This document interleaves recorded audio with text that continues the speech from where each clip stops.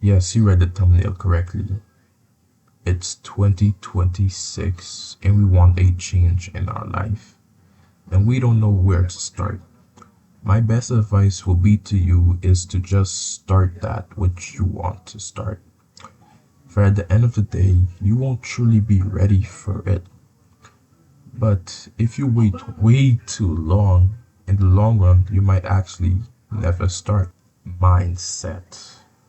Mindset determines everything. Literally everything. Not motivation, not discipline. Before your guys actually stall me in the comments, let me explain. Your mindset is where everything actually begins. The goals you want to pursue, the dream that you actually want to come true, it actually starts up here. And there are two categories of mindset. If there's more, you can just let me know in the comments. But the first one is a growth mindset. A growth mindset is a mindset that allows you to face challenges head on, struggles head on. Instead of you complaining and asking why me, you actually say, why is this for me? And what can I learn from this? It actually allows you to grow and get feedback and grow and actually elevate. The second one is a fixed mindset. A fixed mindset is when you avoid challenges. Overall, you just don't want nothing to do with struggle, nothing to do with challenge. You just run away from it, and except of actually facing your challenges, you decide to go and remain in comfort. I know you know that we as humans need challenges to actually build us as people. And without challenges and actually a form of struggle, we won't actually grow as individuals. A simple fix is to just accept that no matter where you are, no matter how old you are, that in life you will face challenges and you will have to face those challenges because you won't be able to run forever. No matter what, you will have to face that challenge. It's better to face it now than to actually try to run thinking that you can run forever. Trying to be a perfectionist just leads to overthinking. Yup, many of us don't fail because we're bad at something. We fail because we're trying to be perfect at something we just started. And that makes no sense to me. Let me dive deeper into that concept. Why trying to be perfect just leads to nothing? It leads to overthinking, which leads to no feedback. It's like you learning how to drive a car. It's your first time. You know that you won't be good at it. You know that you will make some errors and mistakes. But you don't allow that from actually stopping you from learning, from actually improving. You mess up, but you use that as feedback to actually improve in that area.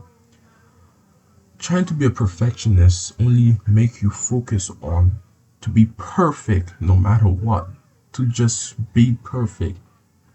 And when you don't be perfect at that you want to be perfect at, it just makes you overthink, which actually block your view from actually receiving feedback and actually improving in the area that you want to be perfect in. Your focus is so much on being perfect instead of actually improving, which leads you to actually achieving nothing but overthinking and just stress and anxiety. And the reason is that is because you can't accept that everybody messes up. Everybody messes up, bro. Just stop overthinking. Nobody cares as much as you think. Friend, there is no one on this planet Earth who is perfect. Everybody messes up. It's your first time. Instead of actually worrying about being perfect and not doing good, use that to actually grow. Start before you know what you're doing. Start before you know what you're doing. You do not lack information, my friend. You lack courage to actually start. If you do not know how to swim, just jump in either way. It could be applied literally if you want to as well. Instead of you thinking that you lack information, just keep on feeding yourself information, thinking that you're being productive when you're actually not. You use that as an excuse not to start nothing at all. Okay, let me apply the swimming concept. You won't know how to swim. Instead of you actually going to the beach or going to a swimming or public pool and actually trying to swim, you binge watch tutorials on how to swim, not actually starting, not even actually trying to swim. You see, you don't lack information, bro. You just lack courage to actually start. And we use gathering information as excuse not to actually start. If you fail once, that's good. If you fail twice, that's even better. That's where you get feedback. The important thing of actually starting without knowing nothing is the feedback you will get in return. When you start something without no knowledge, you will fail. Yes, you will fail because it's your first time trying.